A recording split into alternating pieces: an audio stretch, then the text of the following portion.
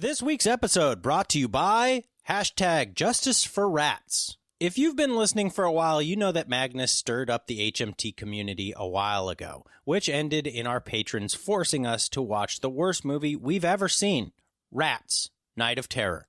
Well, Magnus has a podcast of his own called Filmklubben, and normally they speak Swedish on it, and you can't tell what they're saying, and you think they're talking about you, but they're probably not. But yesterday, they released an episode entirely in English where they review Rats, Night of Terror in English. So if you are a part of that movement, firstly, fuck you. And second, go check out Filmklubben, spelled Filmklubben. Give them a listen. Hello and welcome to Horror Movie Talk. An opinionated and accidentally funny horror movie review show. Go, go, go, go, go, go, go, go, go, go.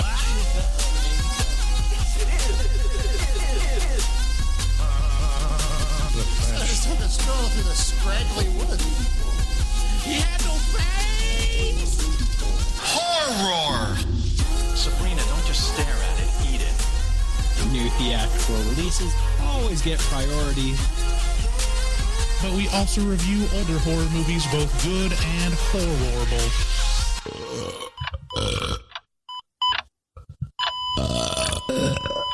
Wow, that didn't sound good. Hello and welcome to Horror Movie Talk! Woo! Your panel of expert hosts each week are Dr. Bruce Hansen, who holds a PhD in spookology, and me, Professor David Day, the foremost expert in scare meow meows. New theatrical releases always get priority, but we also review older horror movies, both good and horror bull. Today we're going to be reviewing, oh my fucking god, everybody, shut up! Godzilla versus Kong. Monkey! A cool thing you may not know about the podcast that you're listening to, we have the very best community of any podcast you've ever listened to, ever. And we have proof of it if you hop onto Facebook and join the Facebook group, the Horror Movie Talk group. Lots of great people on there. It's always a good time. There's always a lot of profane jokes. And, we'll kick you off for being too PC.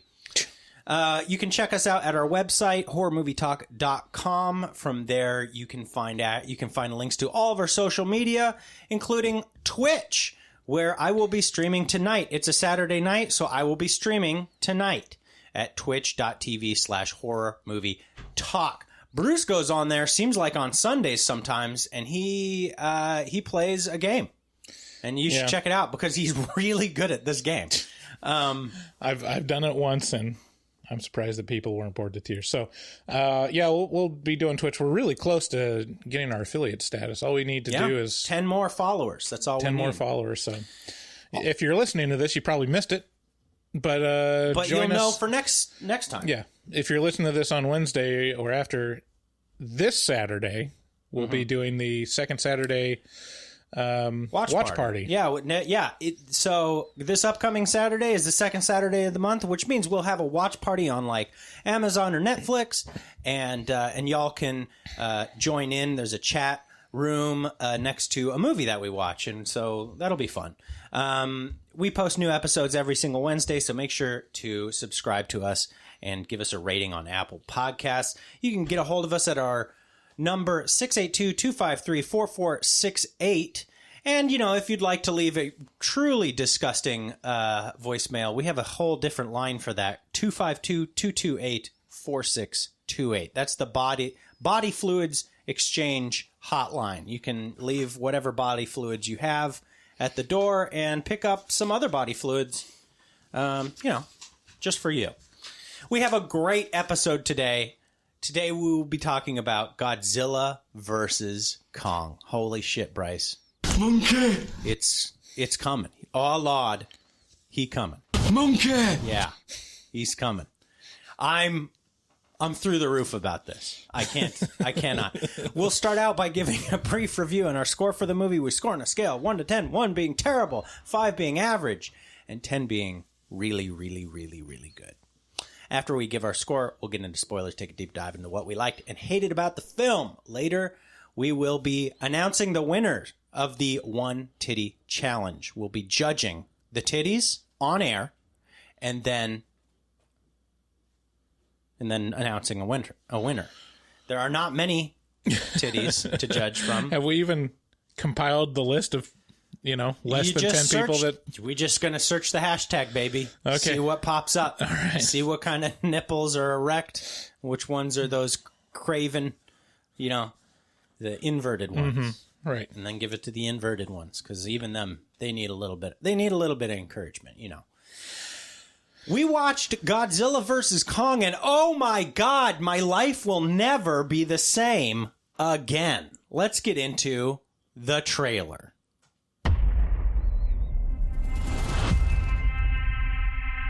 This is our only chance.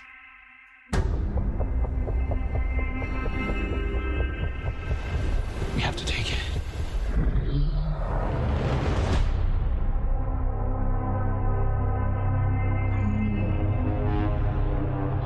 We need Kong. The world needs him to stop what's coming. And this child, she's the only one he'll communicate with. I knew that they had a bond. She had nowhere to go, so I made a promise to protect her. And I think that in some way, Kong did the same. So, Godzilla vs. Kong trailer at this point is just going to be a bunch of explosions. So we'll have it playing in the background a little bit. You may be able to hear it. Godzilla vs. Kong is a complicated, mind-bending thriller that will have you asking what is real. It's got me wondering if movies will ever be the same again. The story starts with an attack by Godzilla upon a private megacorp. Wait a minute. We should probably give some background. Okay. Who is Godzilla? Oh, who is Godzilla? Oh, Bryce, you silly bitch. The story starts with an attack by Godzilla upon a private megacorp out of Pensacola, Florida, called Apex. It seems, and if we know anything about private megacorps, is they're always good. Yes. Right? They got our best interest. Always have our best interest at heart. It seems that Godzilla, has turned from a good ultra monster to a bad one, and everyone is very concerned about that. The leading mind scientists in the world decide that Earth's only hope is to take Kong out of his enclosure on Spider Skull Island to do battle with Godzilla. I already read that part. Shit starts to go sideways when Monkey realizes he can't swim, and everyone gets more big bonk energy than they bargained for. Okay. You missed the best part is the opening titles where it just has like the Godzilla March Madness bracket. Well, that was just my synopsis. We'll get into it. Okay. You can give my computer's normal levels now. So my review for Godzilla vs. Kong, there is no way to prepare you, the audience, for Godzilla vs. Kong. All we can do is tell you to find a table, get under it, and start blowing mud in your big boy pants. Once your pants are full, pray that society will mend itself before you have to throw your own turds at the biggest monkey you've ever seen. Honestly, there is nothing I can say that you don't already know about this movie. Even if all you know is the title of this movie, you know everything. There is either a gigantic hole in your life that only monkey punches can fill, or there isn't. There is no in between. I'm not going to lie. I like this movie more than I thought I would. This is a hard movie to quantify, though, because it's so obvious in so many ways. It's just here's a nail, here's a head, hit it. Mm-hmm. It's nail on the head every time. Uh-huh. Bang, bang. Some of the things that I struggle with in reviewing Godzilla vs. Kong are top tier talent behind the helm and on the screen. This is directed by Adam Wingard, who also directed VHS and You're Next, which are some horror films that I really enjoyed. It also stars and features Alexander Skarsgård, Millie Bobby Brown, Rebecca Hall, Julian Dennison, Lance Reddick, and Damien Brashear. These are big, big names. On the other hand, none of them give a good performance in this. And are as Melba Toast boring as you can possibly imagine. This is the worst they've ever done. This is the worst. Wow. Yeah. But Godzilla does fight with King fucking Kong. You gotta take the bad with the good. Yeah. The sound design is unbelievable, and this whole movie seems like one big Dolby display for massive crunching and roaring sounds, which could be a drawback if you're looking to sip some wine and fall asleep on the couch. But Godzilla does fight with King fucking Kong. I just got in my head a picture of like a middle-aged therapist and his wife. They're both wearing cardigans. Like, What would you like to watch tonight, what should we darling? watch tonight? Taking out their Merlot. Godzilla versus... Godzilla. Well, this seems like an interesting foreign Do you film. suppose this is Donkey Kong? Or the King? He's the king of the Kongs. Mm-hmm. And then so they watch it and they're like, This is good. I like docking this. punches.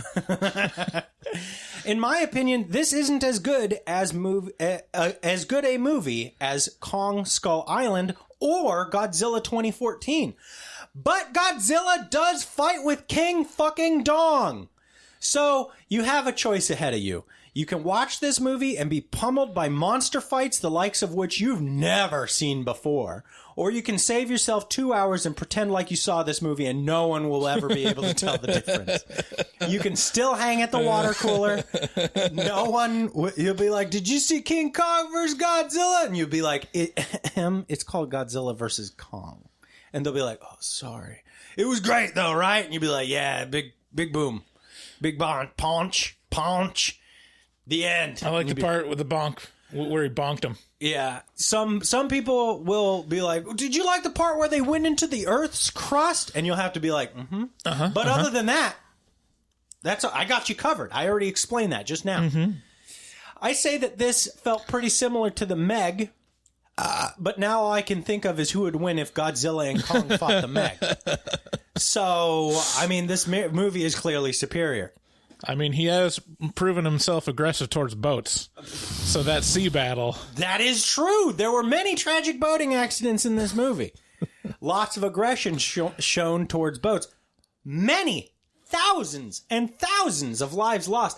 I'll go out on a limb here, Bryce, and say that this is the dumb movie that America needs to regroup, get its feet under itself. I'll go further. It's the dumb movie that the world needs. There you go.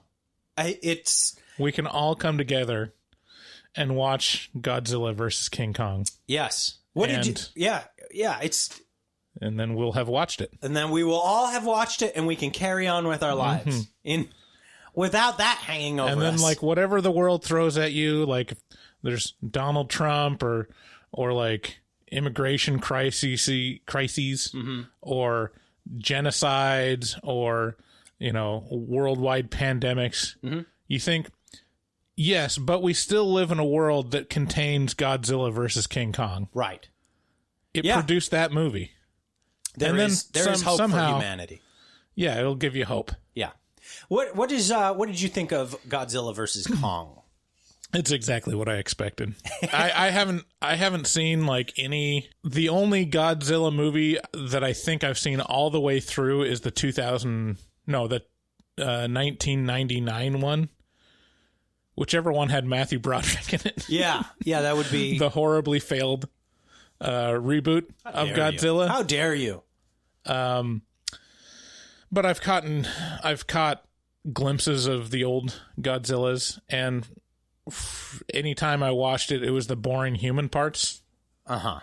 And after watching this movie, I'm like, okay, this must be what all of those movies are like. It's just like the parts that you want to watch, which is a giant lizard punching things and knocking down buildings. And then the part that you don't give two fucks about, which is any time that there's a human face on the screen. You're like, what is this person talking about? Why are they here? What's happening? Why isn't a monkey punching a lizard? and all the humans do is talk about the lizard. Yeah. And how it's big. How they got to stop it, or how it's going to destroy things. It is big, though. And you're like, yeah, so let's stop talking about it. Let's show it punching some buildings. I mean, okay, so there's a lot there to what you're saying. Mm-hmm. It's complex and whatnot. Yeah. So, I mean, I don't... this is all to say I don't want to overthink it. This was an enjoyable film. Yeah. It's exactly what I expected. Mm-hmm. The parts where the big monkey punched the big lizard were awesome. A+. A+. World class. Anytime there was humans on screen, I was bored to tears. But anytime there was a battle, I was giggling with delight. I was like, this is great. Were you horrified at parts of this?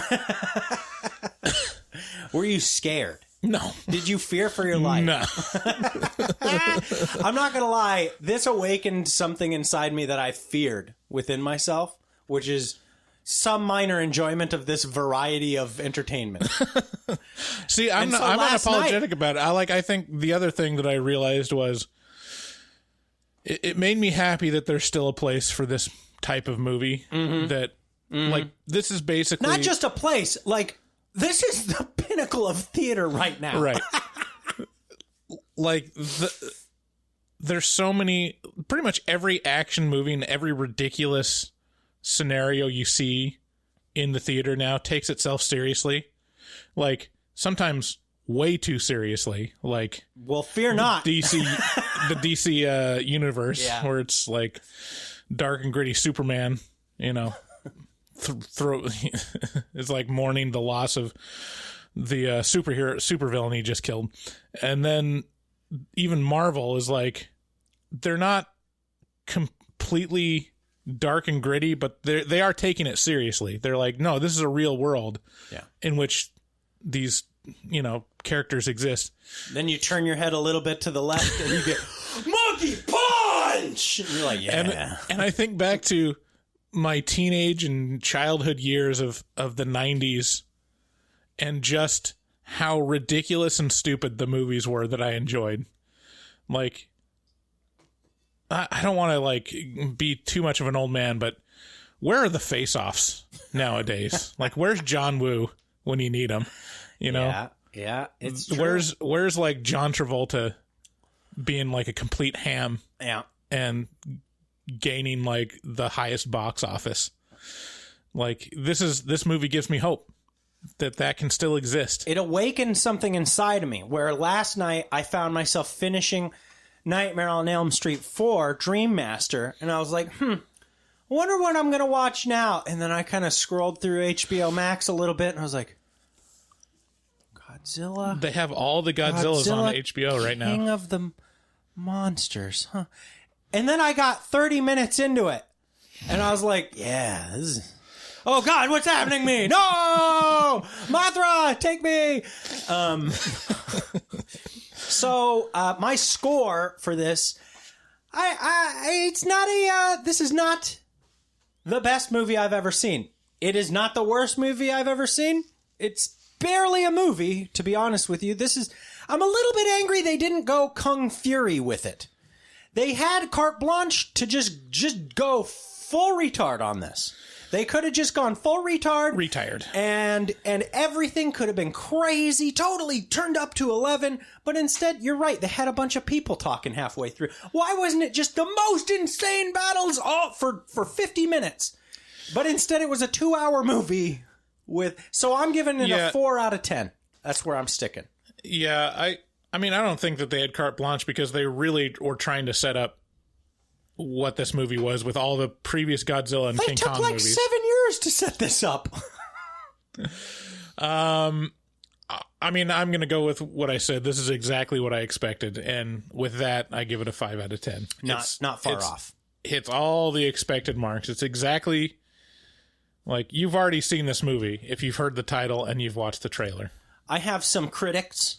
I'm sure you've noticed. I think you actually enjoy talking to them on YouTube, where people, or, you know, and some people will be critical of you. Some people will be critical of me. They'll be like, boy, David's taken some shits with his opinion in the past.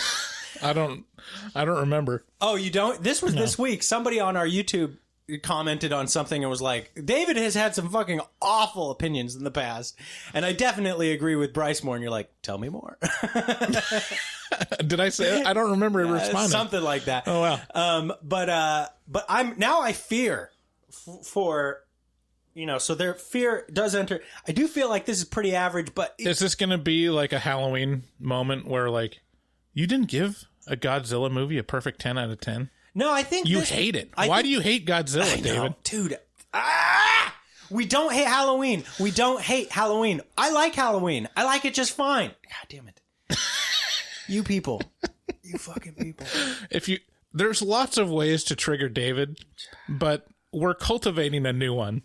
If you ever meet David on the street, just be like, I know you hate Halloween, but it's one of my favorite horror movies. Like, why do you hate Halloween? And there's so much evidence, both physical, digital. There's so much evidence to prove that I like Halloween. And you people keep misinterpreting me. We all know. So there you have it. There's Godzilla versus Kong in a nutshell. Hey guys, if you would like to support the show, you can do so by supporting our sponsors. And you know what? I'm a huge fan of nightchannels.com. They've been so cool to us. And it would really behoove you to get a cool looking shirt on your fucking chest right now. Look at your dumb shirt. Look at it. Oh, that's a dumb shirt. Look at your stupid shirt. Oh, it's Trailblazers. Who cares? You know what it could be? It could be Terminator 2. And nightchannels.com can get you there. They got the coolest shirts in all kinds of different colors. They got red. They got black. They got probably white and green. Yeah, but David, they're so expensive. They are not. They're prohibitively cheap. They make you go, how can I not just buy 4 of these? I don't know. I checked the prices now. I thought, like, wow, that's like 13% overpriced. Good news for you, stupid. If you use code HMT at checkout, you get 13% off. Oh my God, I'm going there right now. All the merch on nightchannels.com. And so you really have no excuse now. You think, 13% over. Well, guess what? HMT at checkout gets you 13% off. Check them out. They got tons of horror movie themed shirts. They got tons of band themed shirts. You can't go wrong at nightchannels.com. You know what? Our other sponsor, manscaped.com, is pretty great too. Flowers are blooming. The grass is growing. It's time to chop the weeds. Thanks to our sponsor, manscaped.com. You can trim your holes safely and efficiently. I'm talking about ball trimmers. Manscaped.com, the global leader in men's below-the-waist grooming, have an exclusive offer for our audience. Use code HMT to get 20% off and free shipping at manscaped.com. Join the other 2 million men who trusted Manscaped. They are here to make sure you are trimmed and smelling nice. After all, it's time for some spring cleaning. So, spring has sprung and Manscaped has the best tools to get you ready. Have you heard of their Weed Whacker? I love this thing. I have the Weed Whacker. The nose and ear hair trimmer provides proprietary skin-safe technology which helps prevent nicks, snags, and tugs in those delicate holes. No more gross nose hairs flying in the wind. Let me tell you, something happened to me when I turned about 33, and just big, thick, girthy whiskers started growing where there weren't whiskers before, in my nose and ears. Right. And there's a weird thing where I find one single long hair on my earlobe. Like, Jesus. Yeah, you also have this thing where they grow directly out of the tip of your nose. Thank you for mentioning that. It's astonishing. Hey, look, I'm just saying. We're talking about body hair. Let's talk about body hair. Anyway, this thing, the ear and nose hair trimmers I've had in the past, man, they just rip the hairs out. And this thing just glides right by them. I've never had it be uncomfortable. I've never had it be awkward or snaggy. Also, another product that I love from Manscaped is the Crop Preserver. It's an anti-chafing ball deodorant and moisturizer for your nuts. It's starting to get hot outside, and this is crucial so your balls will stop sticking to your leg. And that's legit the worst. So check out manscaped.com. Use HMT at checkout to get 20% off and free shipping. We love Manscaped over here at HMT because, let's face it, we're big dirty raccoons. Are you tired of listening to these commercials? Yes. Well, I have good news for you. If you go to patreon.com/horrormovietalk, you can join our Patreon and get a commercial-free early access version of every episode we do as soon as we edit it. And for a very measly cost, that tier is only $6.66. Yeah. $6.66. Yeah, some episodes that you will get access to that we haven't released to the public yet. Annabelle, the original. Sputnik. Paranormal Activity 3. You can listen to those if you sign up at the $6.66 tier because they're early release. And there's lots of other tiers. We just started, well, for all tiers except one, that you get access to a separate podcast called The Afterpod, where we just leave the mics running and we keep talking. That's one of the things most of our patrons like the most. And then also we started doing extra content called the artisanal pretentious episodes, where we feature a movie. It's a pared down episode where we review a movie and it's just us talking about it. We don't do any filler, no ads, no funny bits. It's just us waxing poetic about the movie for a little bit, and you get access to that at a certain tier. Yeah, and there's another tier that we actually have to specify before, but at the end of the day, we got to specify on this that this is just, the shirt is just for U.S. citizens, because it is insanely expensive to send a shirt across the seas. But yeah, there's another tier where if you're there for a couple months, you get a shirt or something like that. So check it out. That's our Patreon at patreon.com/horrormovietop. And also you can, if you want a shirt or stickers, we got some new sticker designs coming in here shortly. You can check it out at horrormovietalk.com/shop. Check out our resident artist, Dustin Goebel, a professional artist who, man, this dude fucks with the best of them. He's got that Teflon dick. Sticky shit just rolls off of it. There's no friction. It's very hard for him to come because it's a frictionless dick.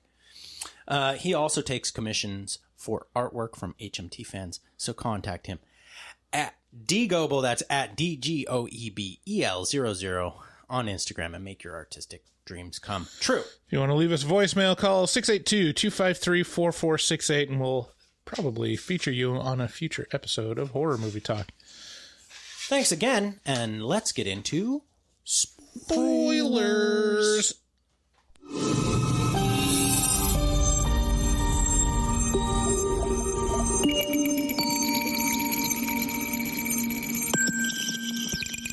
Spoilers.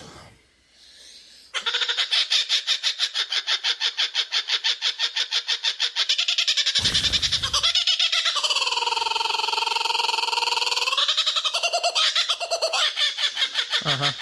This is the intro of the movie. They're on Skull Island, but they've built a special habitat for Kong. It's like the King Kong Truman Show. Yes, that's exactly what it's like. Wow, Bryce. Coming in with hot takes over here. Yeah, they've built a big dome to contain King Kong on Skull Island. And then he knows about it somehow, and he throws a... I haven't watched... He throws a tree into the thing. I haven't watched Skull Island, the movie, Skull Island. Oh, I know you were a big fan. It was a lot of fun. And you know what? Actually, before we even get into reviewing this movie, I'm going to say, so this movie is available both in theaters and on HBO Max. Listen to me. Even if you have HBO Max and you're terrified of the coronavirus, I'm going to say you're going to have a lot of fun at the movie theater with this one. This is made for theaters. Yeah. It is going to be so much more fun at a theater. I'm just saying. Drop some acid, head to the movie theater, let it kick in. So, okay, give me the timeline for the King Kong movies if you know it. So, is King Kong Skull Island the sequel to Peter Jackson's King Kong, or was there another intermittent reboot? I don't believe that Jackson's Kong has anything to do with any of this. It doesn't. Okay. It doesn't play in. So I believe was King Kong Skull Island a sequel or a reboot then? Yeah. So it was a reboot to Kong, but it was a sequel to Godzilla 2014, or technically a sequel. It has nothing to do with it. It just happens to be in the same universe. Oh, so did they mention Godzilla in that movie? No, I don't believe so. But so it goes Godzilla 2014 for this universe that has finally collided. Oh, thank God. It goes Godzilla 2014, which is, in my opinion, a pretty doom-laden, fun but dark and menacing Godzilla. I had a blast in theaters at that one. And then 2017, I think, is the release of Kong Skull Island, and that is just an adventure. Just fun, just funny, and kind of touching too. Like, it's got all the emotions. And then I think 2018 or 19, you got Godzilla King of the Monsters, where he fights Ghidorah and Mothra and maybe one other in there. And then you have now we have this. Right. We have Godzilla versus Kong. And the biggest spoiler of the movie, I didn't know about this. Not only do you get Godzilla versus King Kong, you also get Godzilla versus Mechagodzilla. Mechagodzilla is thrown in there. Yes. And King Kong and Godzilla versus Mechagodzilla. Right. Let me just say, which, if you don't know, is a mechanical Godzilla. Okay, keep going.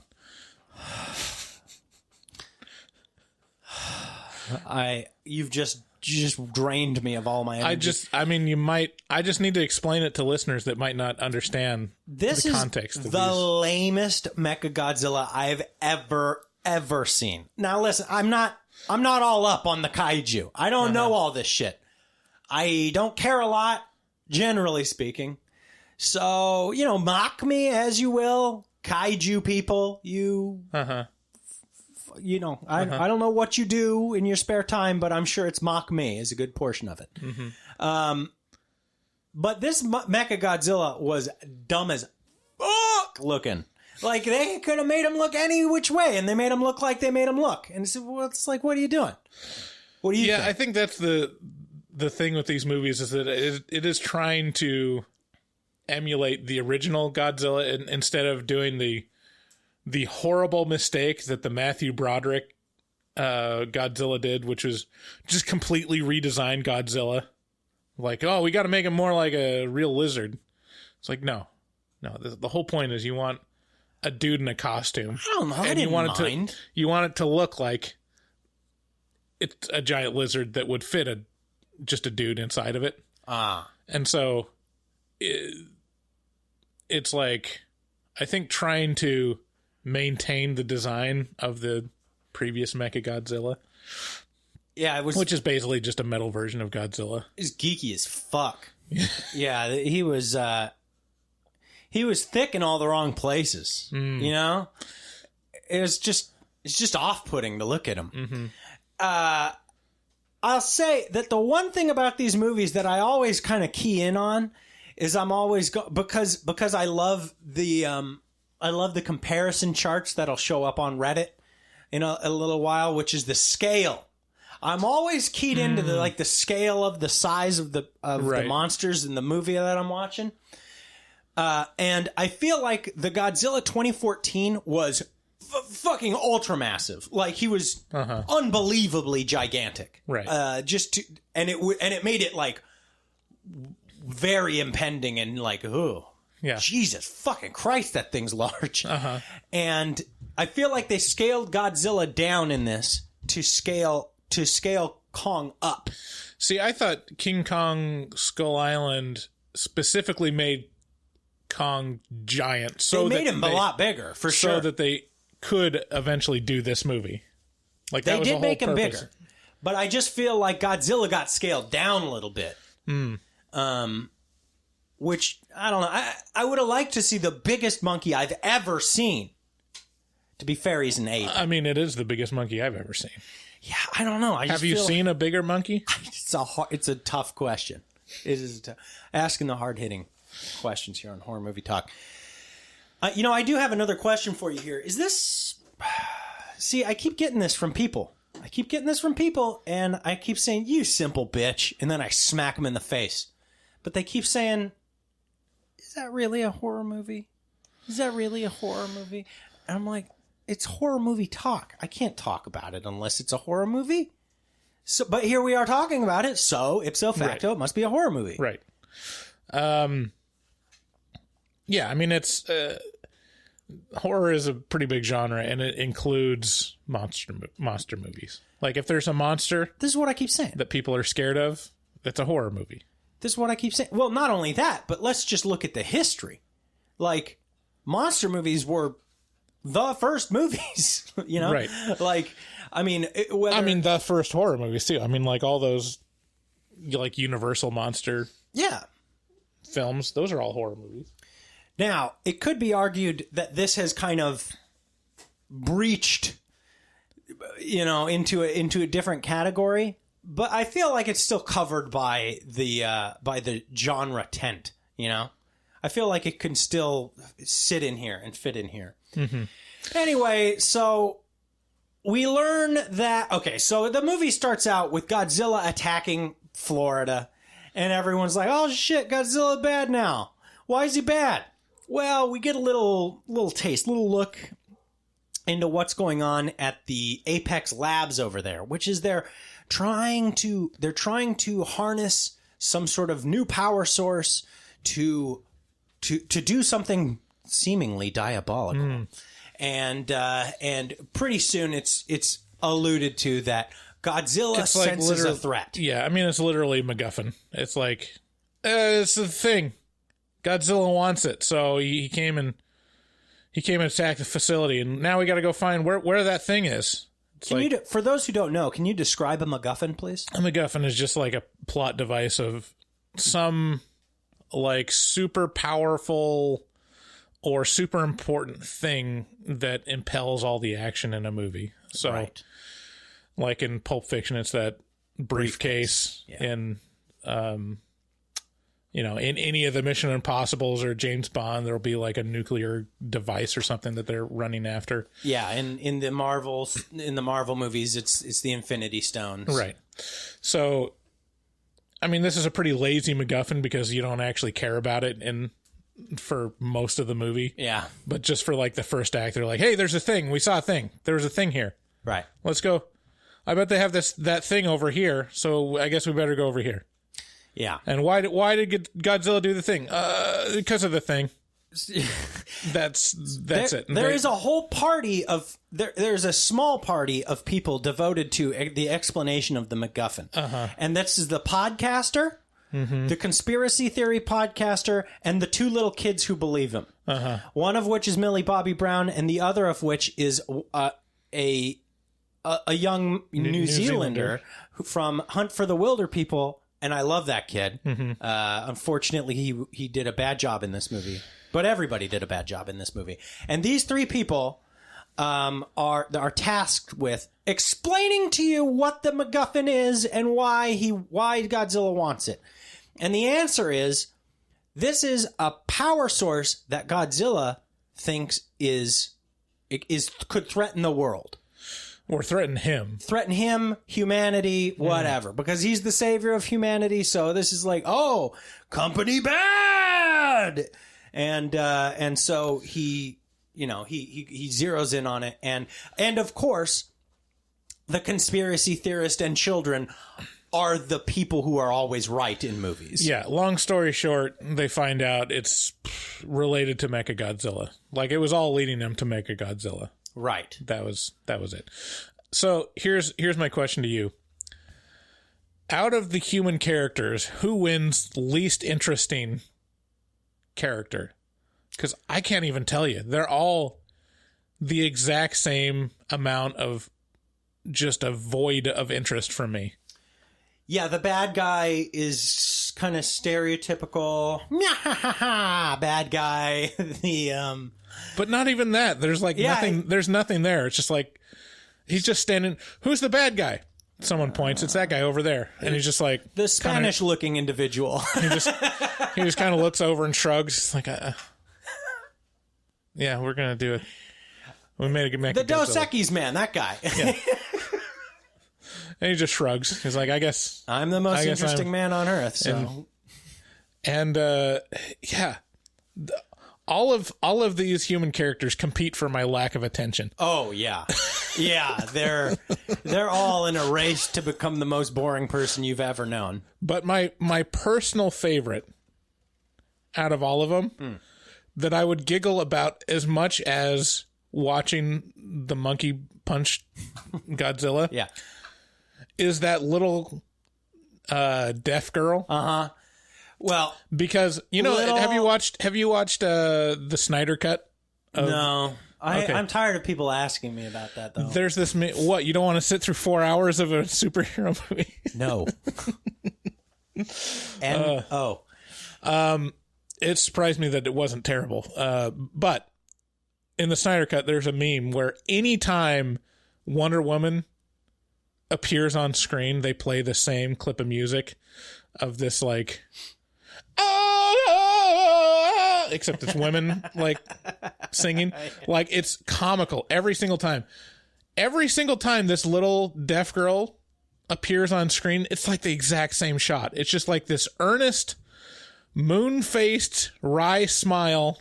I'm just like, innocence, I am innocence. And then King Kong looks at her and he's like, oh, love.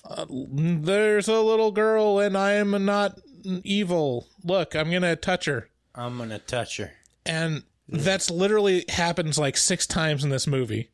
Is little girl stare into camera with a smile or look slightly scared for King Kong. That's her entire purpose in this movie. That's her calling. Yeah. It's so simple. Well, her handler, her adoptive mother or whatever is fucking boring. So boring. Oh my God. But it blows me away that all these super talented actors got roped into this to be like Alexander Skarsgård is capable of so much. And I said his name and you were like, he's in this? Yeah. I didn't even recognize the Skarsgård. Yeah. I'll watch anything for that. Such man. a meaningless He's such character. A sexy. I don't know that they had his shirt off once in this movie. Such a fucking waste. Where are those goddamn cum gutters? The other thing that with this girl that it seemed like it was going to be an important plot point and then it does nothing is it shows that King Kong, they're interchangeable in my head. It feels King Kong learned sign language. right. Monkey learn. Learn to imitate you exactly. So that doesn't matter for the whole movie, except he knows how to sign home. I want to go home. You do feel emotions about Monkey. Yeah. You do feel like, oh, poor guy. Yeah. Look, he looks sad. He looks kind of like me. King Kong is the one you want to win. Right. In this movie, and it makes it very clear. And he's the underdog. Because they really like heavily try to characterize him. Anytime he's like on screen and not fighting, he's like lounging. He's like the Big Lebowski of kaiju. Yeah. And they even play like, you know. At one laid point, back rock songs whenever he's like lounging on the ship and stuff. yeah, at one point they even give him a lazy boy recliner. Right. In his no, that's his throne because he's the king. right. Well, I call my lazy boy the throne. I call my shitter the throne. Okay. This is a clean. That's podcast. where I rule. If you're familiar. So yeah, so there's an early fight where they fight in the water, and that's not fair because monkey can't swim. No stereotyping though, and then but they're on the way to Antarctica because there's a little bit of a wrench thrown in the works here. Like the Earth in this movie is not the Earth in real life. This Earth, instead of being filled with lava, is hollow. This is kind of like a Ray Harryhausen kind of Earth, kind of the lore here is that there's actually a whole nother land, and it's below our land, in the middle of the Earth, some sort of Middle Earth. And so that they got to get to the front door of the hollow Earth, and that is conveniently located in Antarctica. It's a real missed opportunity that Millie Bobby Brown didn't get to go because it's the Upside Down. Into the Upside Down, right? Yes, they have to build a special spacecraft that is capable of gravity inversions. And these things are heavily featured as the cool thing, and they're just little pods. We haven't talked about how a major plot point in this movie is to find Earth's anus. It's in Antarctica. It's in Antarctica, it turns out. Yeah, and like they show the diagrams, like the computer diagrams, and it's like goes around the world, and then it just like finds this perfect sphincter at the bottom of the Earth, and it's like, we need to fly through here. Yeah. Get in that booty. Gotta get in our penis-shaped ship. Going in. And Kong shows, he's not an ass man. He shows he's not exactly interested in going into the butthole of the Earth. Right. But he do. And within, and this is just like this kind of sidetrack to the movie. And frankly, I kind of liked it. This was the part that I was like, oh, cool. It's like a fantasy world inside Earth. Yeah. But the whole reason to go there is to find Kong's axe and establish that there's a whole world of monsters below us. This is where the kaiju are. And this is Kong's throne. And Godzilla's probably from here too. So that was a kind of a cool little, but it gives King Kong a weapon. Right. And that's the important part. Right. And now he is equipped to fight with Godzilla because he's the underdog. You can't fight Godzilla without the axe is basically made of one of Godzilla's back plates. Yeah, I mean, it's unfair because Godzilla is basically, he's a giant lizard with sharp teeth, but he's also like a giant laser. Right. That can cut through anything. So it's not really fair to King Kong. Right. That he doesn't have anything comparable to giant laser. They should have given him a giant dick. Like a big dick. Like a kaiju dick. I know.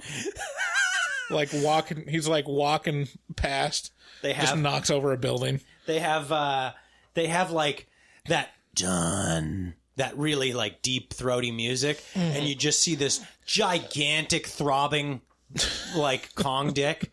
You just see a portion of it, and then it has to like pan out, and then you're like, what is that giant vein? What's that going to? And then it pans out further, and you're like, oh my god, there's the head of the giant Kong dick. Done. I was thinking about this. I was like, and he could just come on Godzilla, and that would be his laser blast. And I thought to myself, I've never seen a gorilla. This is as weird as this podcast is. I've never seen a gorilla dick. No, me neither. Is it like recessed? Like a dog? I tell you what, I have Google right now. All right, search gorilla dick and see what comes up. Here we go. What else are we going to talk about on on this podcast? Oh, it's pretty big. Yeah?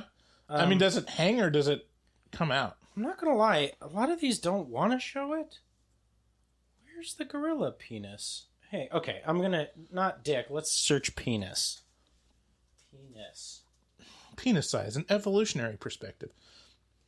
This is, you know what? If you search for penises for any other thing, you're gonna get 10 billion fucking penises all over the place. But I don't see one goddamn gorilla dick in this search. I see some pretty upsetting images. Let me see. I think I might have got one. What do you got? I'm gonna come over and look at it. You know, this is important for the podcasting world. Well, he's peeing. I'm not even sure that's a man. Well, in any event, I want a gigantic throbbing gorilla dick in this movie, and I didn't get it. And that's why I took some points off. So yeah, while they're down there in Earth, they also get a piece of like the ground energy. It's like some sort of fucking like it's the shit that makes kaiju possible down in Middle Earth. And the megacorp that is basically funding this journey to the center of the Earth uses this to power this piece of the ground to power their Mechagodzilla. And now they have what they think is a great weapon to fight Godzilla, to put Godzilla back in his place. What they don't realize is Mechagodzilla is piloted by a normal human pilot. And his mind is only so capable of controlling Mechagodzilla once this energy cube sphere gets placed into Mechagodzilla. And well, there's something like where... And then Mechagodzilla's eyes turned red, and that means bad things. They make it a point... to show that the Mechagodzilla is drawing energy off of the skull of one of these dead kaiju. I think it's Ghidorah. And the Monster Zero, who seems very important. And so I think what it was trying to communicate when there was a power surge, like the dead kaiju took over, and it was Ghidorah's personality controlling Mechagodzilla. But you could really tell just from looking at his eyes. You want me to replace the villain with a dog? I mean, nobody will know what's going on. They will if you set up that the dog is evil. All you have to do is show him doing this. And people will suspect the dog. They will.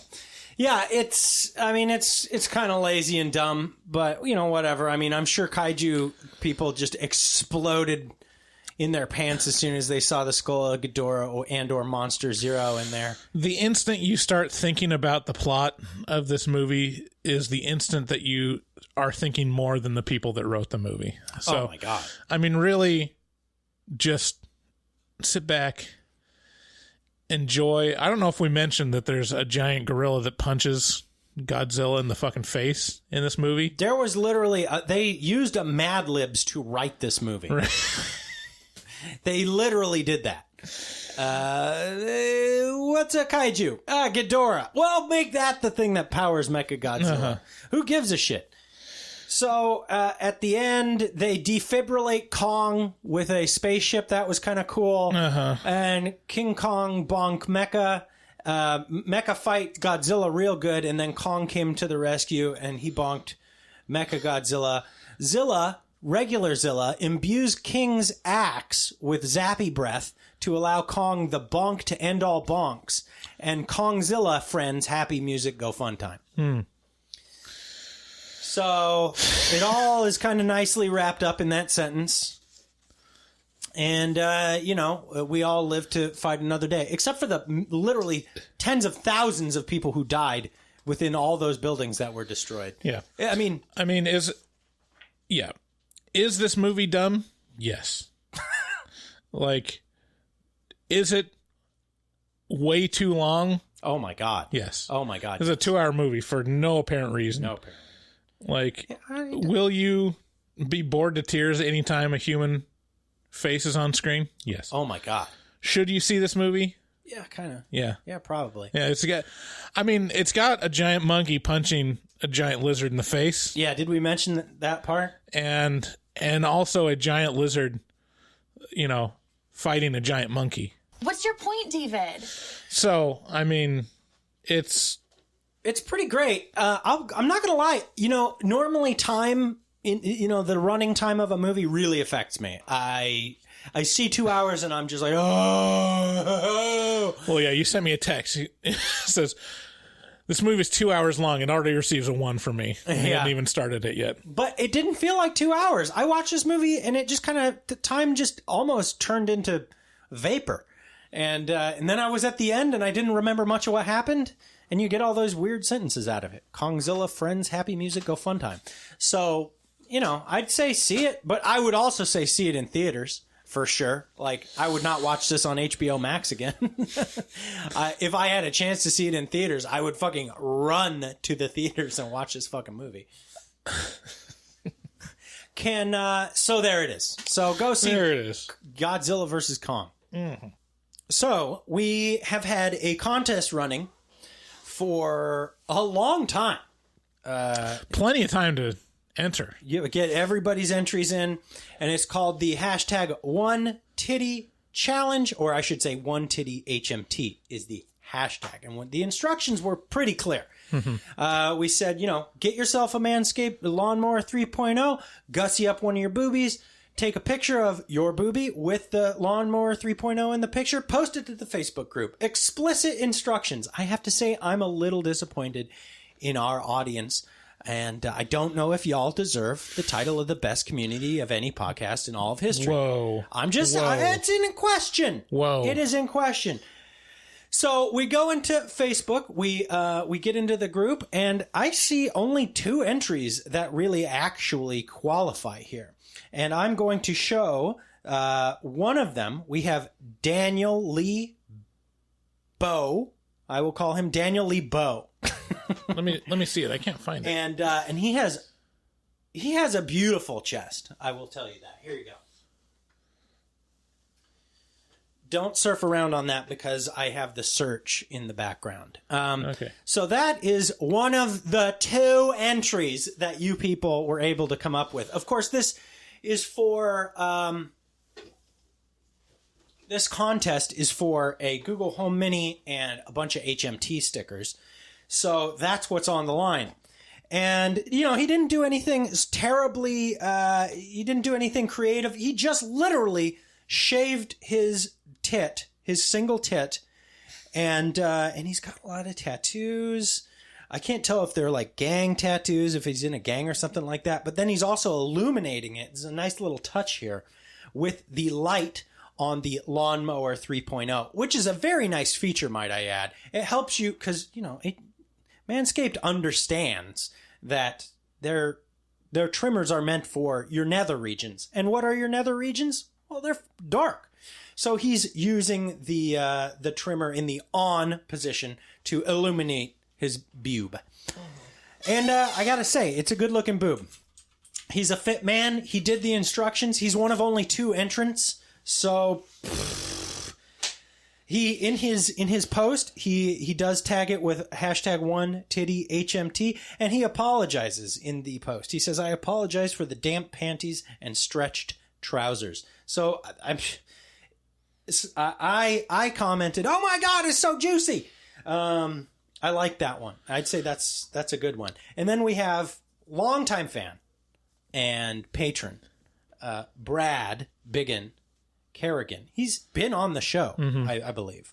And his post is just the largest man you've ever seen in your entire life with it's a mournful tit. It's not gussied up. He has a trimmer that he's kind of hiding a little bit. Well, he does mention it's the Lawnmower 1. I don't care which lawnmower it is. He's got it. Yeah. But it is a mournful... It is an entry, yeah. It is a mournful tit. It is not a happy boob. I think it's fine. It's not... I'm going to say the amount of effort to gussy it up is not... It's not there. Equal to Daniel's. No, it's not. And for that reason, I'm sorry, Brad. I got to give this one to Daniel. I appreciate both of you for joining. We actually had another participant in the competition, but he didn't have a Lawnmower 3.0 in the picture. Let me see if I can bring that up. I can't. Can you find the third one? Dustin has a clearly photoshopped picture of his head on a just a gorgeous specimen of a man who happens to be holding a Lawnmower 3.0. And I don't see another entry other than Dustin. Well, there you go. Other than your original post, and I assume that's Garrett. Oh, here it is. It is Martin S. And he says, here's what my one titty. I just wanted to be included. But he's got a beautiful tattoo of a bunny with some roses below it. Mm-hmm. So that's a nice try to get in there. But I got to give it doesn't have the Lawnmower 3.0 in the picture. So we're giving this to Daniel Lee Bowe. And thank you guys for entering the One Titty Challenge. Manscaped has been a longtime sponsor of the show now. We certainly appreciate them, and, they help us out. We appreciate you. And get in contact with us, Daniel, and we'll happily ship this out to you with some stickers. And thank you guys for entering the One Titty Challenge. I just wish that I got to see more titties. I didn't get to see one lady's boob. Not one. Was that what you're really angling for? Yeah, kind of. It's a little bit. Look, I get it's not a good look to have a trimmer in front of a lady's boob, because that implies that it was really hairy at some point. Unless that's what you're into. It makes it, I don't know, slightly less desirable. Whoa. Hey, you know what? But that's my fetish, is really long nipple hairs, and so that just makes it worse for me. Right. It's complicated. Yeah. So with that is today's episode. Go see Kong or Godzilla versus Kong or whatever this piece of shit was, because it's actually pretty fun. And I look forward to recording today's Afterpod, because I have a lot to talk about. And if you become a patron and you support us on there at anything but the $2 level, you get access to a whole nother podcast on our Patreon called the Afterpod. So thank you guys so much for listening. Make sure to share the show with a friend, because that actually does help us quite a bit. Leave us a review on Apple Podcasts. We whenever we get a kind of not great review, a listener comes and follows it up with a good review.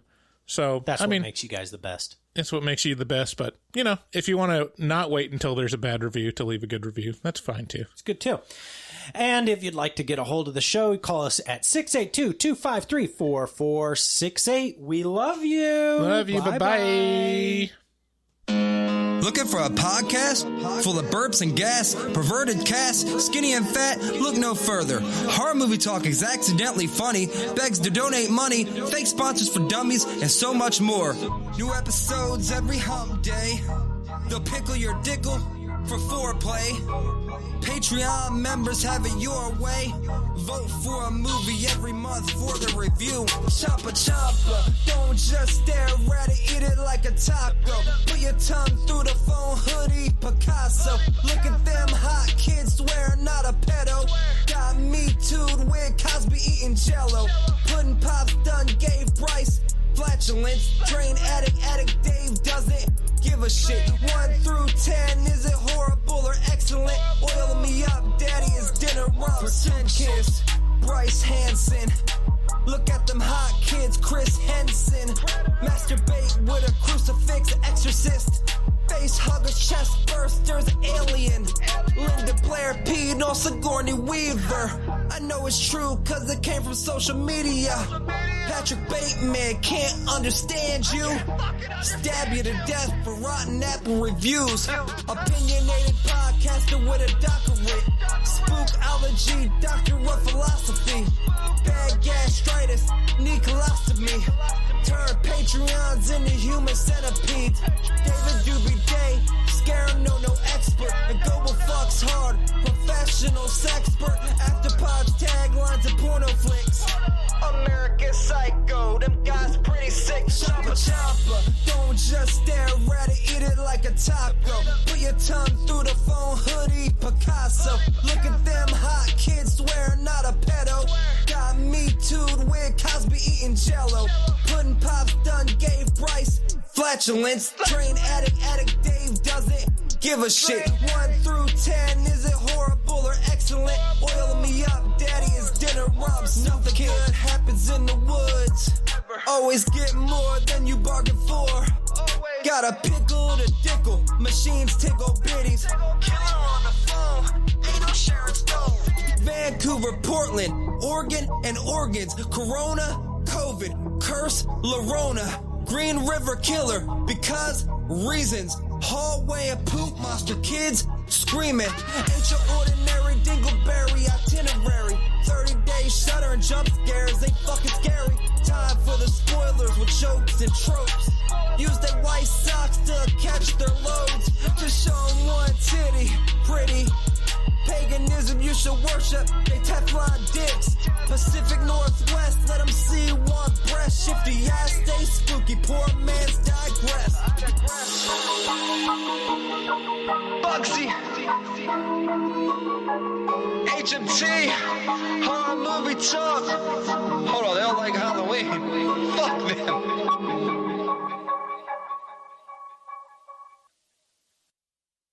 Monkey.